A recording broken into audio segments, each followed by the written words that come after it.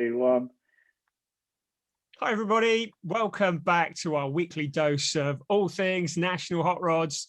Thank you as always for all of your comments and likes. It's been really good to get the feedback. Please keep the comments coming. Don't forget, we are now on Spotify. We're on all your favorite podcast apps. We're on Apple, we're on Android.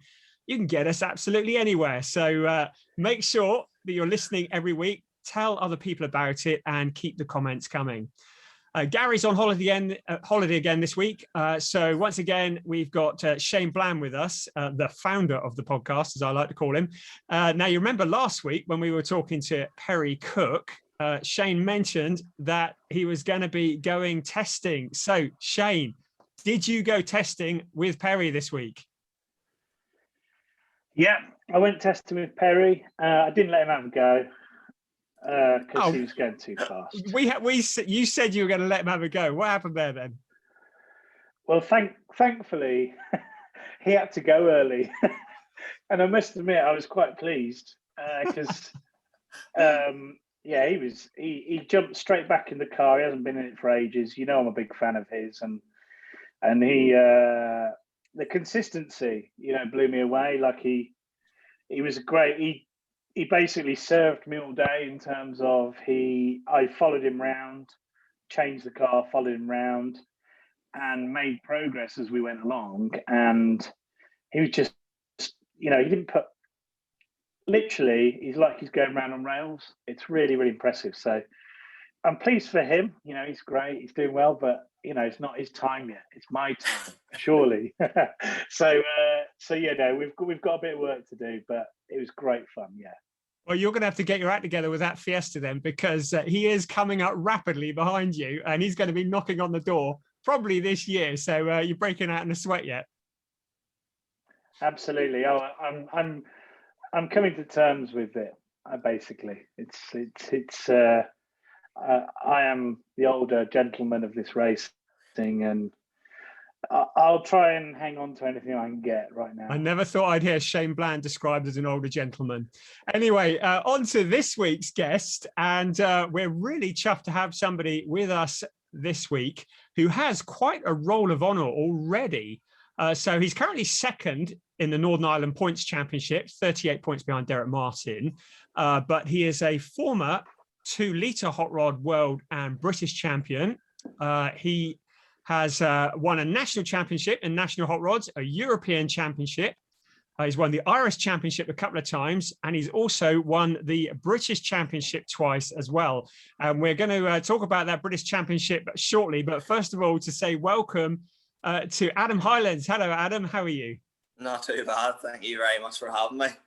And as I was saying offline there, I'm a big fan. I haven't missed a show so far, so you're doing a great job along with Princess there, who's off sunning himself on holidays wherever he is. So he's getting the week off. But no, I've watched everyone so far, and you definitely are doing a great job, and I've been enjoying everyone. So keep it up, definitely. That's brilliant to hear, because it's always good to get some feedback. Sometimes we do these and we think, oh, is anybody listening? And what do people think? So really good to hear the feedback. And good to know that Princess Gary is very much on your mind as well. I've never heard him called that before. So it's good that we've got you here this week, because we've got Shane on as well. And I don't wish to dig up the past, Shane, but you two have got a bit of history, haven't you? And I'm thinking back to that 2018 British Championship at Tully Roan, where I do believe Adam might have sorted you out on the last lap of the race. Is this correct? Yeah, well, I was leading the race, and he just basically pushed me out of the way on the last corner and won the race. That's my view of it. We're going to get the truth here, okay? So, Adam, we'll have your perspective now. I'm talking as an ex-steward here, of course. No, it was a good race, to be honest. I put it on pole, Shane put it on the outside front row, which, to be fair and to his credit, was absolutely brilliant, because not many people come over here and win or even be in for a shout at winning. That Tully Roan Speed Weekend, it's normally one of us from home, because obviously we race there every week, and normally the paceways is too strong for the visiting drivers. But Shane come over, he put it in the outside front row. There was a skift of rain, I think, from memory, at the start of the race, and he drove right around the outside of me. I was a wee bit too timid, and he was a bit more ballsy, I suppose you could say, on the outside, got round me, and the gap sort of stayed pretty similar. And so, you know, I couldn't do anything with him nearly the whole race. A couple of times I caught up with him, but there's no real outside line at Tullyroan, so I didn't have too much choices. Glenn was sort of tight behind me as well, so I couldn't have messed about too much, or I was going to lose second. But he pulled a wee gap on me, I think, and then when the 5-lap board came out, I could sort of see myself catching him closer and closer, and I was like, I wonder, is he getting nervous? And I think the last lap board came out, and there was a couple of back markers at the bottom corner, and he just drifted a wee bit wide, and I got underneath him, thankfully, and saved my blushes from starting from pole and not winning. Wouldn't have went down well. A few of my ones that I got a talent off maybe for messing it up at the start. So I was glad he run wide, but we've had a few good battles. 2015 at the National Championship as well, we've had a good one. So let's hope we have a few more in the years to come maybe. Isn't that what's great about short oval racing, though, is that somebody can be in the lead and you can catch them because you are always in traffic. And Shane, is it you just tripped over a back marker by the sound of things? So is that about right? Yeah, I mean, well, I didn't trip over the back marker. As in, yes, I did. It's my fault, 100%. You know, like, like Adam just said, we've had some epic battles, and I was chatting yesterday to Mel Cook, talking about the sort of misses for me. You know, the ones I should have won, and obviously the National 2015, which Adam was massively part of, and the British 2000 and whenever it was, I don't know when it was, 18, I think. 18, yeah. And it was epic, you know, and actually, and yeah, what was great about that race is that it sticks in my memory, but not as a bad thing. You know, yes, it's frustrating, but like, I really appreciate the times I get to race with the top drivers, and I think that's the same for Adam. You know, we have a really good respect with each other, and I drifted at, you know, half a car width wide, and he was up the inside, and then I turned across him, and we come out the corner, and I'm on the grass, he's on the grass, and you know, proper hot rod racing. Yeah, because I was like, well, I've got nothing to lose. And he had every right to take half, you know, the gap that was there. And, you know, afterwards, we were both getting sort of two sides, you know, like we were both getting, I was getting, oh, Adam just punted you out of the way, and this, that, and the other. And Adam was getting sort of, oh, Blandy just turned across you and all that. And about 20 minutes after the race, I just went over to him and was like, you know, it was just, okay, look, you did what you did, I did what I did. I don't know whether we would do anything different if we're in different positions. We just like, and I fully respect the fact that he won it, and he won it totally fair and square. I just reacted the way I probably would again, you know, and he would react the same way as well. Half a gap, you go for it, don't you? Yeah, 100%. No, and if I was in your position, I'd have turned over the top of you as well, probably trying to get in and hoping you would back out. But it's just one of those things. I actually always remember you coming over and shaking my hand after, and we both just sort of shrugged the shoulders and sort of went, yeah, it is what it is, and move on. So I think that's what's good. And I think it's sort of the best attitude to have. Like, you know, we all put too much time and too much effort in to hold grudges and, you know, to be upset about it. Like, so, and I'm sure we all do. Everyone has their bad days, like, you know, and it's a lot of effort for you not to be annoyed as well. But yeah, let's look forward to the next one. Let's hope we all end up with all wheels on the car this time. I think the last time, 2015, I ended up with a flat wheel and rode off in one of the bottom corners. And in 2018, you ended up spun at the bottom corner. So maybe we're safer staying away from each other. Yeah, don't touch the new Fiesta. So we mentioned the 2015 National Championship, Adam, and you were leading that one for quite a long time, weren't you? And you got a puncture in the closing stages. So that's one of the ones that got away from you. And then you went on to put the records right the following year and actually won the thing. But 2015 was quite an epic year for you. And looking at the stats, I guess you're going to say that's probably your most successful year in racing as an all-round kind of package. Yeah, I suppose the most annoying thing is that we're now in 2021 and we're talking about a good year in 2015. I would much rather be talking about a more recent good year. But yeah, no, I was doing the two cars, the 2 litre and the national. And I suppose in 14 I was sort of at my peak in the 2 litre, and then we sold it to Billy Bonner. And then the way things worked out at the beginning of 2015, I was out in the national.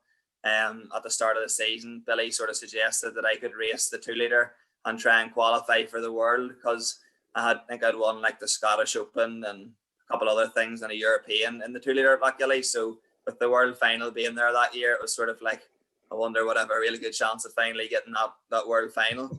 So he let me race the car to do the qualify for the world for that. And then the national probably went far too well at the start, looking back at it. I think it was my 3rd meeting and I ended up winning the European. Yeah. And went on to, I think I was pole for the European at Ipswich in the 2 litre as well, and ended up 2nd in that. And don't know what Kenny Purdy put in his 2 litre that day, but I couldn't get near him in the wet. And he drove through. I don't know how many people he didn't pass to win that, won it by a mile. And then won the British in the 2 litre Rockadooey. And then 2 weeks later, I know the week after that, then I went to Hennisford to race the national championship, which was the one with me and Shane. I got the flat wheel after leading it with about, 7 or 8 laps to go, or maybe 10. And then went on, I think a week or 2 weeks later after that, to win the world final in the 2 litre. So it was just looking back, it was a bit of a mental year, but well worth all the late nights. I mean, it's just a stunning year when you look at the stats on it. Was there ever a risk that when you unexpectedly really won the 2 litre world, was there the risk that you wouldn't make the move into nationals as you'd planned to do? No, because we had fully committed to nationals at that stage, to be fair. That was all I wanted to do. And it's sort of bad saying it out loud, but when I look back, it was nearly like a relief to get the world final in 2015, more than really getting to enjoy it. And, I remember people always saying to me, you'd regret not putting the gold roof on the 2 litre, and 100% they were bang on. It's something that I still regret. Like, I've never got a photo of being able to actually wear the gold roof. And then people nearly forget that you even won it, because people remember the car with the gold roof in the year you raced, whereas I didn't really have that. But at the same time, I've been so lucky to go and race in nationals, which is something I never thought I would do, and I've been lucky to do so well, and to be still racing them is probably more of a shock than anything with everything that's went on. But no, I was fully committed at the time, so it was just a case of, I wouldn't say ticking the box, but it was definitely a relief to get it and then get my head focused into nationals. And it's been a long learning curve, which we're still learning on. A lot more learning involved than we originally thought, but it's been good, very enjoyable, and I'm literally have never been as hungry to get back racing in years.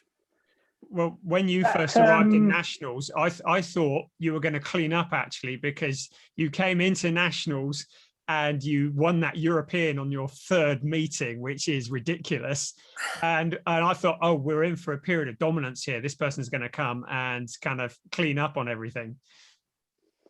Yeah, well, I remember it used to be the Big Four back then. Gary used to always joke about the Big Four, and then sort of disappeared then, I suppose. And now it's not so much. We're having different winners, all the time. But if I look back, to be fair, 2015, could have won that national, won the European. 2016 then, I won the national, won the British. But looking at the effort that I'm putting in now in nationals, I probably won that without putting as much effort in as I should, to be honest, with whatever way it worked. We didn't actually know as much as what, the stuff that we were trying to bring in probably from the 2 litre. It didn't work as well as what we thought. And I was probably not lucky, but I had pace at the start. And then 2017, I completely lost that pace when we were trying different things. And from there, 2018's been like slowly clawing everything back and going through all the learning with all the different things. We've tested diffs, we've tested shocks, Jimmy's built me a brand new engine. We've been testing that and had to go through that. So we're sort of hopefully this year at the period where we've tested all that stuff. We know where we're at, and hopefully this year we might see a bit more winning with a bit of luck. That's the aim anyway. Shane might try and stop me. So with your with your 2 litre then, because that's the first world final you won in the 2 litre, isn't it? When you were in nationals in effect, and Yeah. so you had Am I right in thinking you had a big rivalry with Shane Murray? Was that Yeah. like a part of that process? Yeah. Yeah. So, how's your relationship with Shane? Is that healthy or unhealthy, or how is it? Yeah, no, it's good. Funny, I was actually watching his interview on the Speedworth TV, and he was sort of talking about it, and we were at a wedding. It was my cousin's wedding, and we were put at the same table. And it's actually quite funny because when people see me and Shane talking, it's nearly like everyone looking over. Oh, look, there's those two's actually talking. Because it was quite heavy at the time. When you look back, like there was stuff going on with me and Shane that you would never see now. The build up to the speed weekends at home. There was photographers down taking photos of me and Shane with helmets on, staring at each other, and in front of the 2 bonnets, and it was really built on. And we had a healthy field of 2 litres. There was 20 every single week, and whatever way it ended up, come the final, the 2 of us was at the front, tearing lumps out of each other normally. But I think it was 2012. 13 was probably the year where he probably, I started to come then, I suppose, with pace. But I think 2012 he was pretty dominant. 2013 he was pretty dominant as well, because to be honest, he was better driver at that stage. He was so consistent and smooth. But by the end of 2013, I sort of had him for pace. My driving probably just wasn't, up to scratch with week in, week out. And then I think 2014, I sort of got my head down, and that was when I probably was a 10th down the road, and pretty dominant. I'd won I think I had the British, the European, the national all at one point in that year. Brilliant. And it was pretty good looking back at it. I watch some videos of it sometimes. I'm just like, I actually forgot how quick that 2 litre was.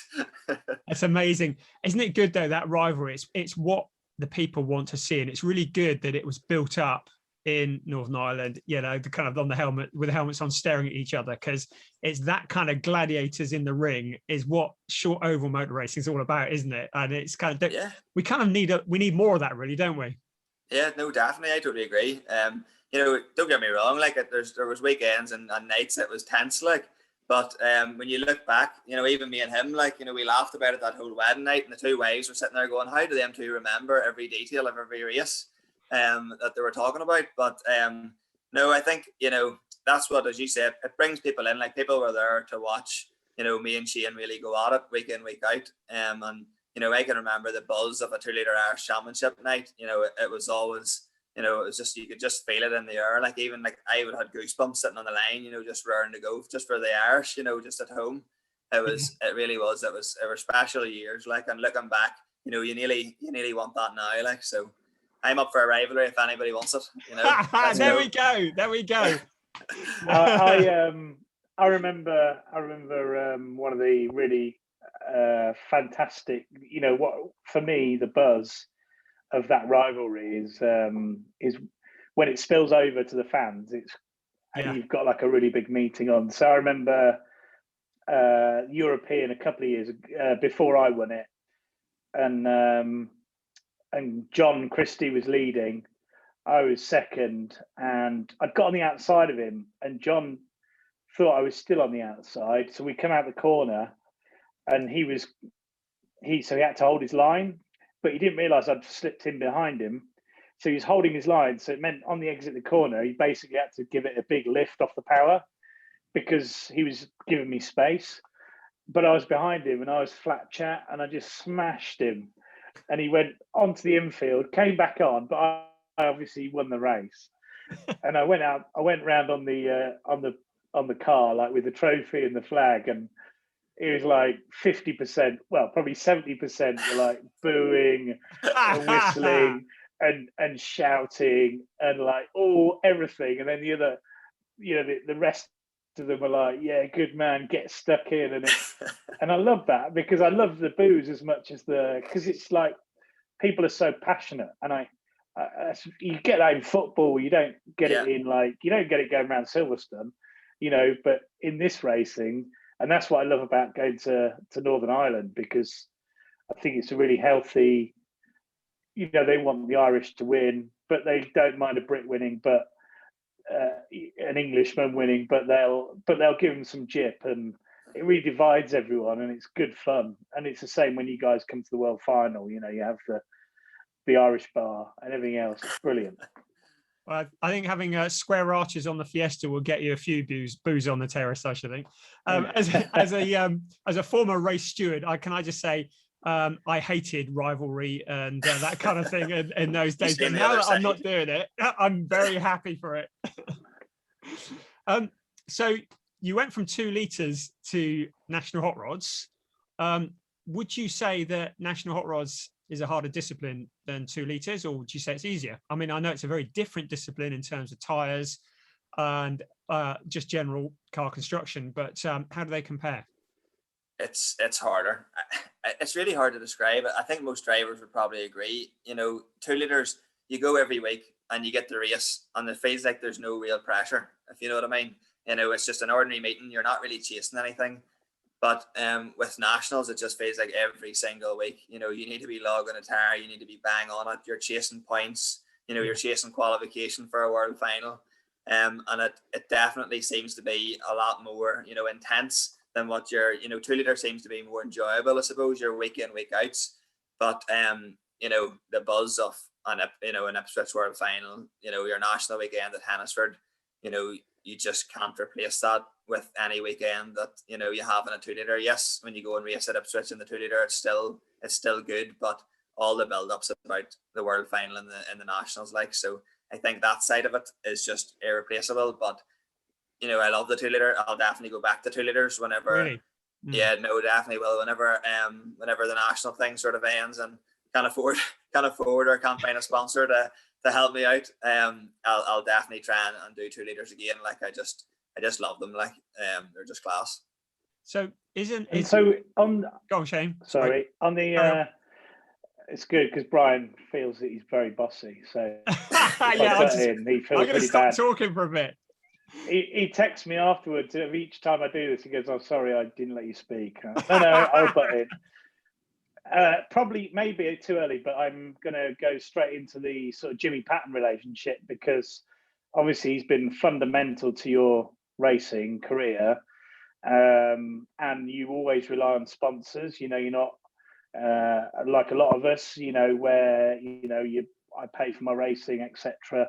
You know, there's a bit of a mixture of people who pay their own racing, people who need sponsors.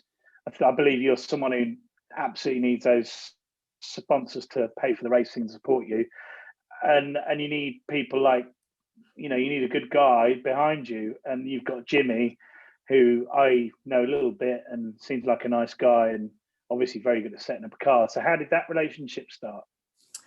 Oh, how long have you got? I could tell you 1,000 stories about that, but let me try and shorten it. It was 2 litre days, and we had just bought the Ludlow off Wayne McClure. I always knew Jimmy. He would have had a guy called Darren who had raced 2 litres. He started then sort of stretching out and doing a couple of engines when we would have been at Nuts Corner.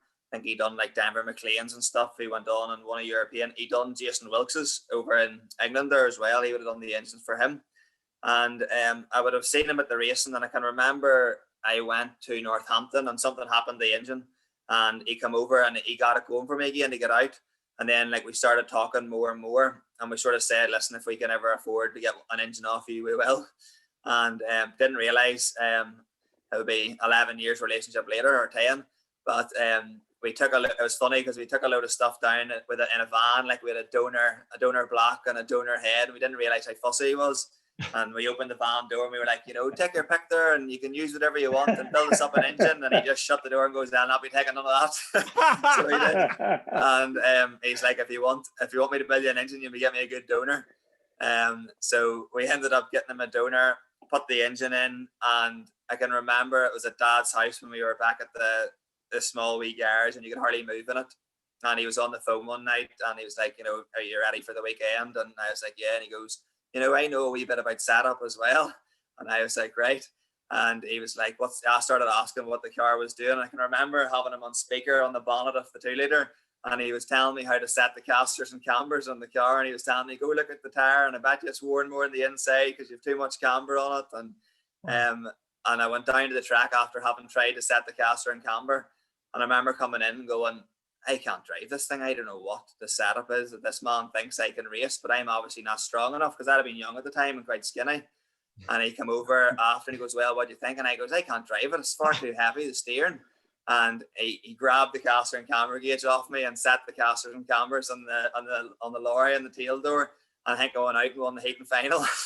And ever since that, it's just been, he just pretty much just took more and more control, you know, over the years. You know, to be honest, I don't profess to have any sort of I don't even really have a big interest in working at them, to be honest.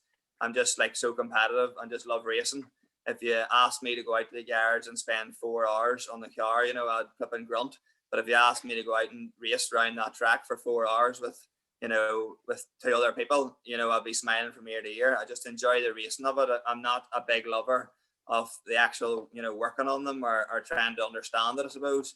So it's worked out well. You know, if he told me to go out on 4 rims at the time, I would have went out if I had thought it was going to be quicker. So he had all the knowledge, and I had the sort of keenness and the team behind me who, you know, mostly is family. So, you know, we would have done anything. You know, I can remember in the 2 liter, like I think it was the winter of 2013, we stripped it right back and done everything that he said and got a load of weight out of it, and he moved brackets and stuff, and, you know, the thing was brilliant. And the Nationals has probably took a wee bit longer, but I think it's solely down to, you know, budget. In the 2 liter, we were lucky to have some real good sponsors that sped up our development. You know, they were able to go and buy diffs and buy 2-piece half shafts and things, and, you know, we were able to learn a lot more, a lot faster. Whereas with Nationals, it's been quite slow because a lot of it was on me, and then I ended up couldn't go no further and sort of had to hold my hands up and say, listen, I'm out of my depth here. I can't do it. And then I've been so lucky where, you know, Richard Gamble's come in and we've got the car and we're basically just racing it. And I felt like the start of 2019, it just felt like a weight off me with not having to run it, and I was just able to go out and race. And I think that sort of showed in 2019 at the start, because the thing was electric. So I think there's no sorry, Brian, carry cutting on in again. Fine, it's fine. I think there is, and I think that's the unique thing about Nationals, is there's no shortcut.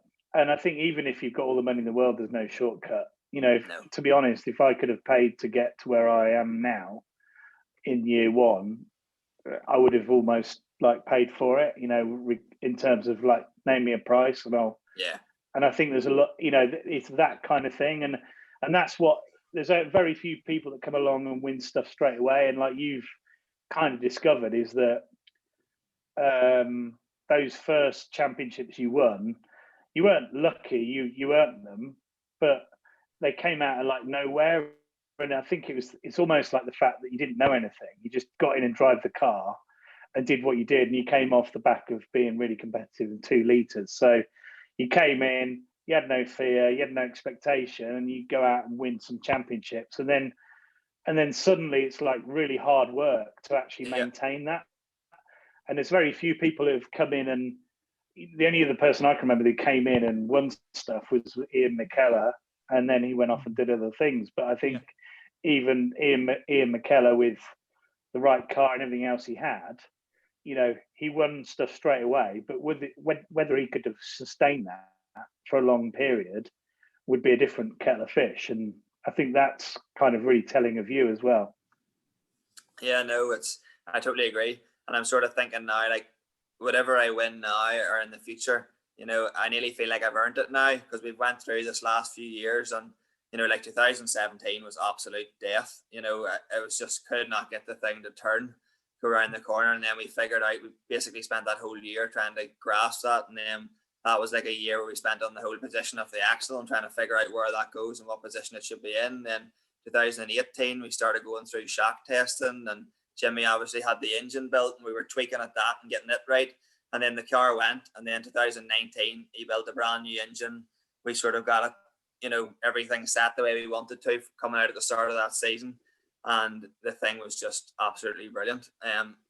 The problem was then, it was like nearly like a dream the whole way through the start of 2019. I think I won 4 finals in a row in Tully Roan, and I was just like, but me, this thing is an absolute rocket. You know, I couldn't believe how quick it was, to be honest. And then I think I blew up the week before the meeting before Ipswich. Went to Ipswich, had a real poor qualifying. Oh, We got it completely wrong in the hot laps. We had the wrong tire pressures, as it wasn't even the right gear. I was just nightmare. inexperienced, to be honest, and with not having done them that many times. And Hannesford, I was looked all set to have it, and then I hit Terry Hunn within the third heat. I got a first and a second, and I was like, right, here we go. I'm going to be at the front, and the car was good. And then after Hannesford, it's just like it started to rain, and then I realised, oh my word, I can't drive this thing in the wet. So then you have to go through the whole process again of, right, we've got a car that's an absolute rocket in the dry, but you literally could not drive it in the wet. So now we've went through all of the 6 meetings last year trying to figure out, right, can we do something to get a car that's quick in the dry and the wet? And fingers crossed, we've hit the nail on the head. So time will tell. If we're talking about rain, I'd like to just recall the second race of the European Championship in 2019. You're breaking up. I can't That's hear all. I think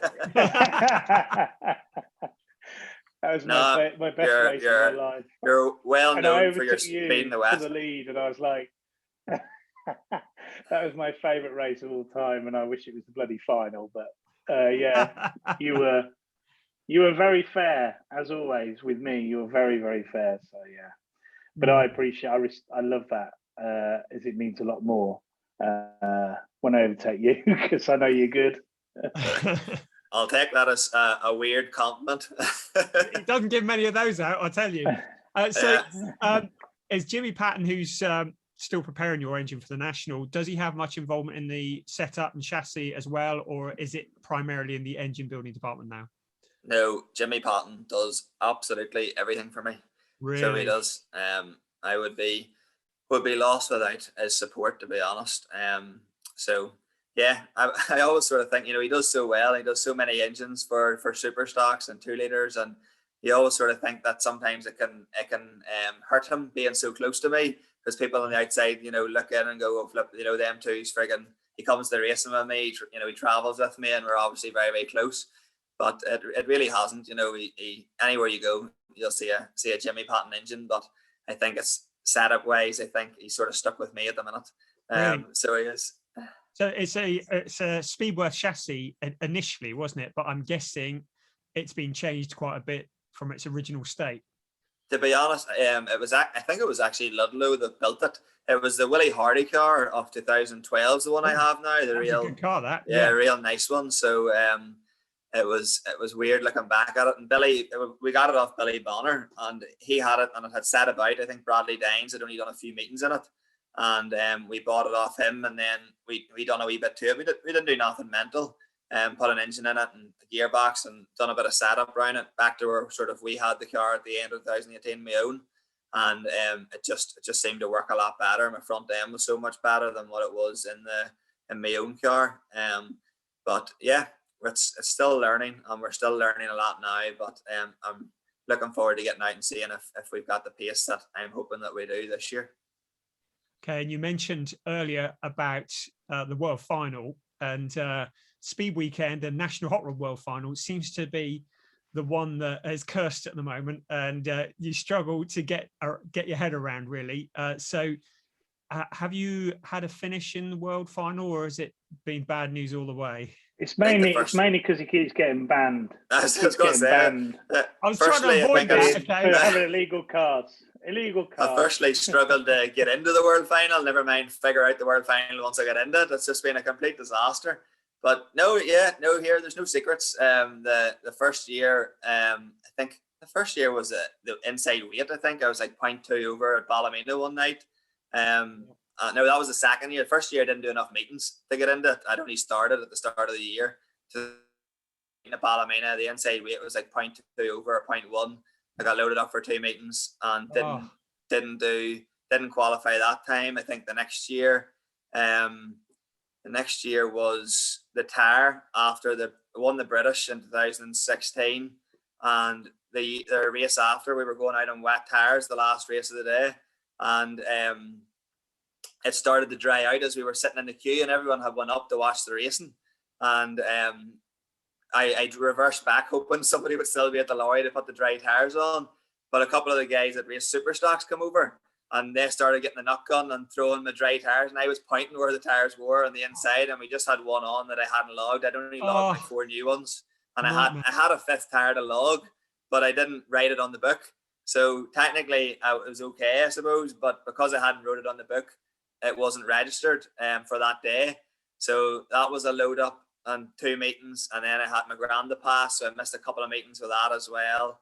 So getting into the world final has been an absolute nightmare, never mind trying to figure it out. The first year I qualified in the wild card one of those years, and I could come from the back to 11th. Then the first year where I done the hot laps, the car was probably good. I think it was 2018, and I should have done a lot better. I qualified 7th, and but I mucked up the hot laps. I went way too steady, trying to be smooth. Whenever looking back, I come away going, never am I doing that again. I'm just going full bore, and whatever it is, it is. And then I got a lap. I got picked up and the back axle ripped out of her. And that year, 2019, was the year sort of when everybody thought I was going to clean up. Yeah. And qualified 10th. I was in the wrong gear. My tire pressures were wrong. And you'll probably agree, Shane, like there's a trick to those hot laps, I feel anyway. And like there's nobody going to give you any secrets to what to do. There's a reason why nobody goes out and puts it on pole in their first few attempts and walks away with it. So we're going for third time lucky.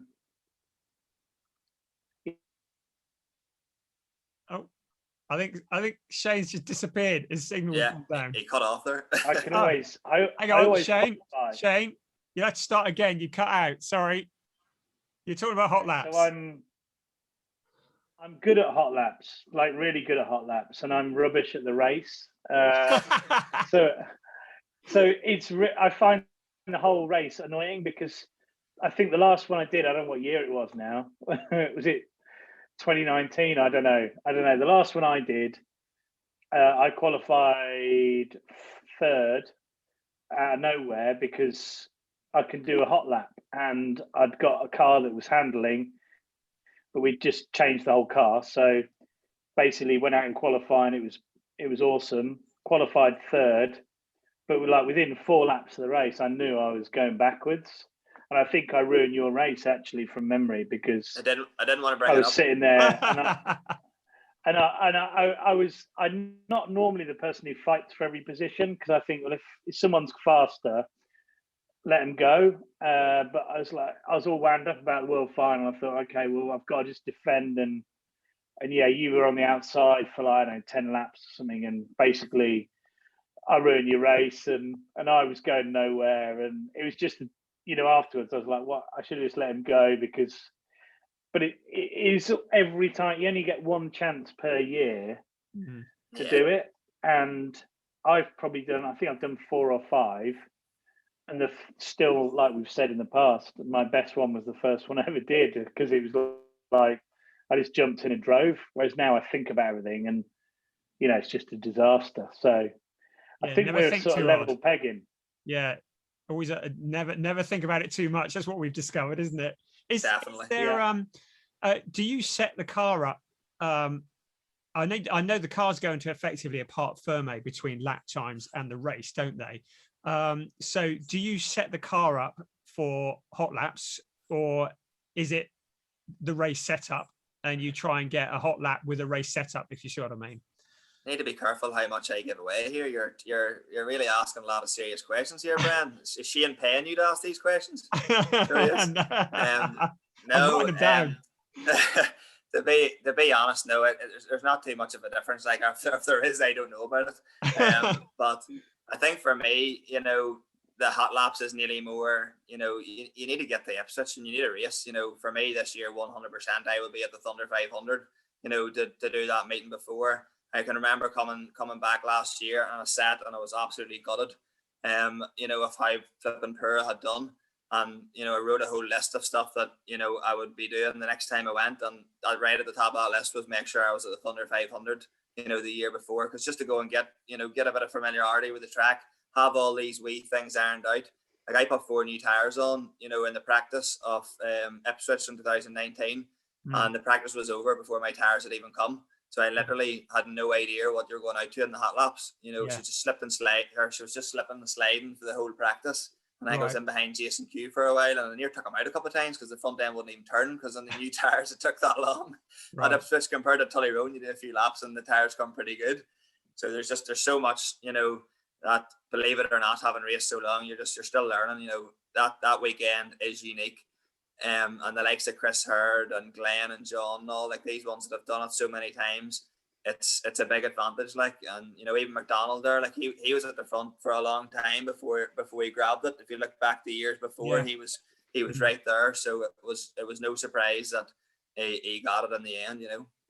Yeah, absolutely. Unbelievably, we've been chatting for such a long time. We are running out. We've actually overrun. I've still got some questions I want to ask you. So so much to talk about. So kind of stock question really. What would you consider to be your best ever race, 2 litres or nationals? It's hard to knock winning the world final, to be honest. There was so much weight, on winning it. So many times I tried and failed. So many weekends I should have won it, and I mucked up or something, or we done something wrong, or just the relief of finally getting that. And without getting into too much detail, like the race definitely didn't go as planned. Like it might look like that at the end, but there was a few dramas in the middle of it all as well. But winning that world final and just having that relief and that weight off me was mental, and it probably will be the same if I ever get it in the national as well. Oh. So it will. Emotional, I imagine. Yeah, definitely. And in national hot rods, who is the biggest rival? Who would you consider to be the man that you want to beat more than anybody else, really? I think the way it's went this last few years, I don't think there's been a standout, person. Like I come in 2015 and 16 and I probably had as much pace as anybody else. Then you suppose you went through that wee phase where Hurd come and got the Boardley and all, and he went through a phase where he was sort of the man to beat. Now you've got, Robert, you've got the guys at home, there's a load of them as quick. So I don't think there's a standout one for me that I have a rivalry with, just out to beat them all every week as best you can. Yeah. So just put them all into a hat and pick one. And I guess you'll be looking with a lot of interest at how some of these new cars going, John's, Lotus, obviously the various Fiestas and the numerous other shapes. And are you still Tigra focused at the moment, or have you got one eye on other chassis, other shapes? No, I'm just glad I've got a national hot rod in the garage to go racing with at the minute. So no, I'm excited, and I think it's brilliant for the sport. That all these new cars are coming out. There's nothing worse than you line up in a world final and seeing an absolute shed load of Tigras. You look at any other one, there's always some sort of differences to them, like the touring cars and all. So I think it's great. I hope they're not too quick, but I'm not really dwelling on it or thinking about it. At the end of the day, you've got four black pieces of rubber that can only go around so fast, and if you can get the most out of them, fair play. So whether it's a Fiesta or a Tigra or whatever it may be, what will be will be. Everyone will have their day. So we'll see what happens this year.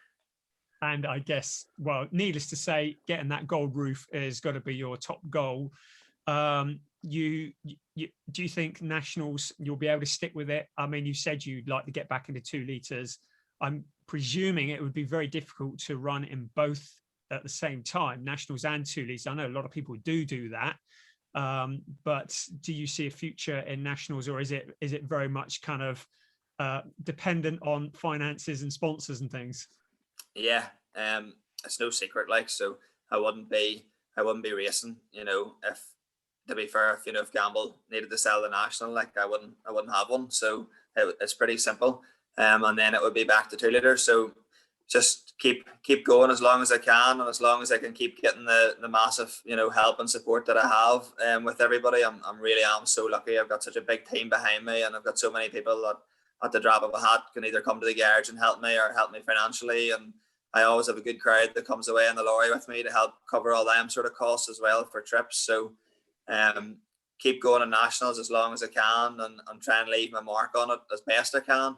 And then just see what happens. And if I end up in 2 litres for a few years, brilliant. I think that the racing the 2 is very difficult. I've done it twice. It's 2015 and 2018, and I have a 2 litre in the garage at the minute. And it's really hard not to not to go out and do a few meetings in it maybe if it's still here. It's all sitting freshly done up with a brand new engine in it. So I'm sort of itching at the bit going, I wouldn't mind dipping my toe in, seeing where we're at, because I know I'm going to end up back there at some point. But no, for now, I can't afford to not focus on trying to be as quick as I can on this national and really give myself the best chance to sort of go and be competitive at the Ipswiches and the Hannisfords, because they're the 2 weekends it's all about. That's what everybody remembers at the end of the day. Well, I mean, looking at the form of the national just prior to lockdown and in the recent events, you must be hugely optimistic about retaining the points championship in Ireland and about your chances at Ipswich this year, I guess.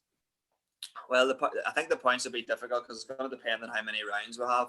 But I sort of took them 6 meetings and we done so much changing. Like, it wasn't something that I was chasing, to be honest. And Derek has been going, really well. So I'll just go out, however many rounds we get, I'll just see what happens. I'll aim to be on the money as best I can, and try and make them earn it if I can. But then all eyes will be on going to the Thunder, getting the best prep that I can, leading up to Ipswich. But I think a big one, I don't want to oversee Lochgilly, because I think winning that European at the start of the year gives you so much confidence, because it's just like pressure off. You always like to get one major in the year. So if you can get that European at the start of the year, the rest of the year nearly falls. Like, it's a famous saying that winning is a habit, and I think it's so true. So if you can start your season right, by going and getting that European and starting well, I think, it rolls on to the rest of the championships throughout the year as well. So I definitely won't be, taking that for granted. I'll be going hard for that as well. If that European Championship does happen, I think it's going to be quite an event, because everybody's kind of focusing on that and looking forward to it. Yeah, definitely. Our time is long since up, but we've actually exceeded our time by quite a bit. I've got two things to finish off on. Go on then. Okay. Firstly, I notice you've got a bit of a scar on your head. Is that an old scar or is that a new thing? No, I've got a scar here from when I cracked my head open when I was about 4, and I thought maybe we're like matching.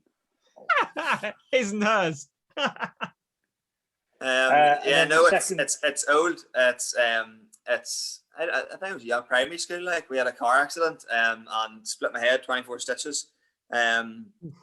So cracked it open somewhere. Were you driving? No, I was in primary school, so I definitely wasn't driving. But no, I don't know what I cracked my head off. I was sleeping at the time, and I really don't know much about it. I just know my dad. I woke up and my dad said, "Whatever you do, don't look in the mirror." And obviously, looked straight in the mirror, and you could see my skull with a big hole in it. So that was a bad shout looking. But no, all's fine now. But no, I've had that. You clearly haven't been paying a lot of attention to me, Shane, that you haven't noticed that. I hadn't even seen that. So well spotted, Shane. Yeah, must be the glow in this room here. Yeah. Well, the worst thing is my wife, who can see the screen, who's behind me, but in a different room, but there's glass between the rooms. She said she's WhatsApped me during the thing saying, "Who's that on the screen? He looks fit." And it's not the one with the glasses. Yeah, all right. Okay. She's talking about you when she's talking about one with the glasses, actually. I may be tempted to start watching you race more, because she is not interested in racing. She finds it the most boring, dull thing on earth. She doesn't mind me doing it, but she's like, I don't understand why, because it's rubbish. Like, you just go around in circles. And I love the fact that she has zero idea of like what makes me tick. I am exactly the same. We done that video on Facebook, and like, Emma hadn't seen the car in like 2 years.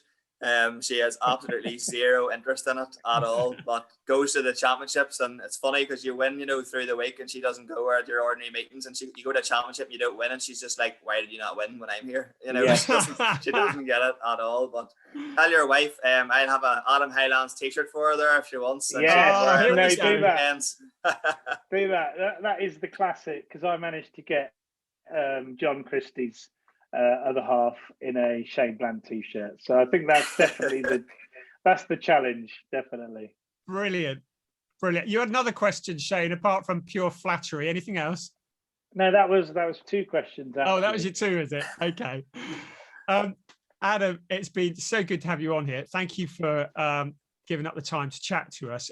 Again, we probably could have gone on all night. I've got quite a lot of questions I haven't asked you, so we're going to have to line you up for a second one at some point or the other. Hopefully, Scotland, fingers crossed, and Thunder 500. Optimistic about the coming year. Thank you so much for joining us, and good luck as you head into the season. Let's hope lockdowns lift. You can get racing soon.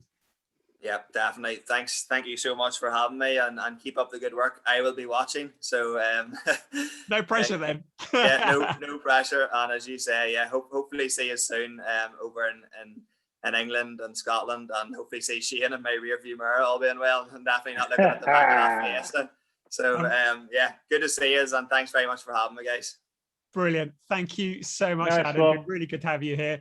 And we'll look forward to seeing Shane's wife in one of your t-shirts. Right. Thank you, everyone, for listening and for watching. Don't forget, like and subscribe. Tell other people about it. Keep your comments coming, and we'll look forward to seeing you next time. See you then. Bye-bye.